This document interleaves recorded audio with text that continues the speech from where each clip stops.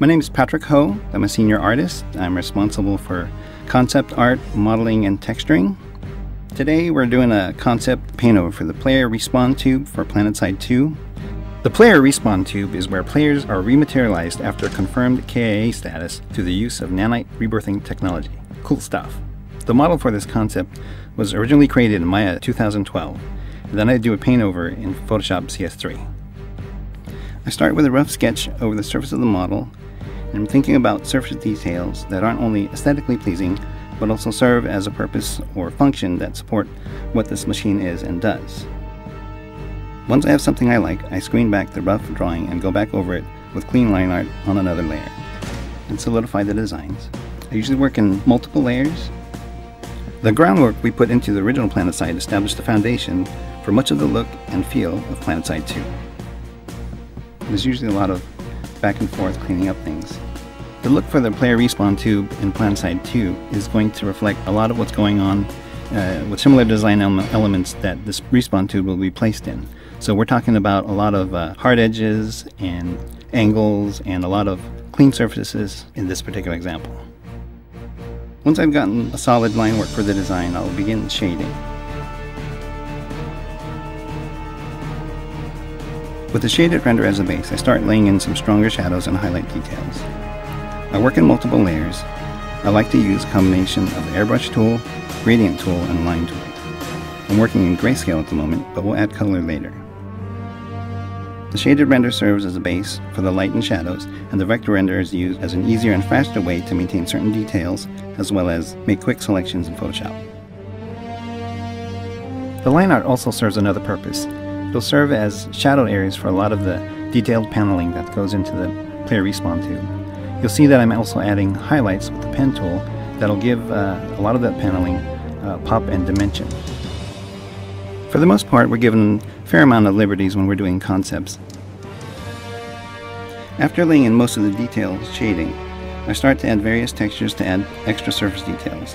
These help describe what the object is made out of, such as the metal grating and the brushed metal, etc. Some of the textures I already have, while others I have to make from scratch. The textures need to be moved and tweaked so that they fit the angle of the corresponding surfaces appropriately. In the end, I'll use a variety of layer filters in Photoshop to blend the textures with the shading underneath. PlanetSide 2, obviously it's the next generation, so we want things to be more elaborate and more high-tech. So we're looking at greater details, higher res textures, a lot of layering with a lot of extra effects. In this instance, I'm adding some details to the side that kind of represent an area that might be moving. So we're going to add some gear-like details. As a concept artist, it's always cool to see your creations come to life. Even seeing something as simple as a small pillar animating up and down is pretty cool. I'm also going to add a grating to the base of the spawn tube where the player is standing. Here I'm trying out different gradients for the shield. They're grayscale at the moment, but we'll be adding color to finalize the effect.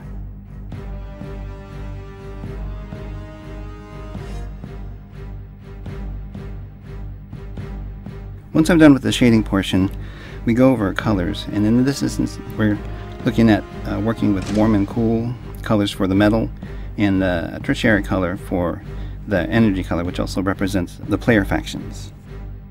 For PlanetSide 2, we took the origins of the factions, buildings, and environments and reimagined them with today's technology.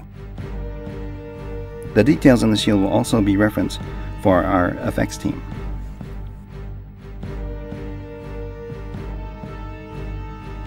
And in this instance, we're going to be adding things like the effects, which means the glow and sort of like the neon that's surrounding a lot of the panels, as well as the shield and its effects. The shield and the neon highlights are blue at the moment, but the color will change depending on which faction is actually in possession of the respawn tube in-game.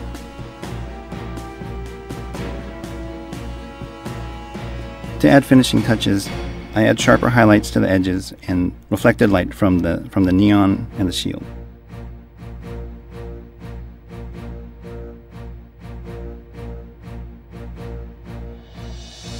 Once the main concept is finished, I usually drop in a shadow to ground the object and a background color for presentation.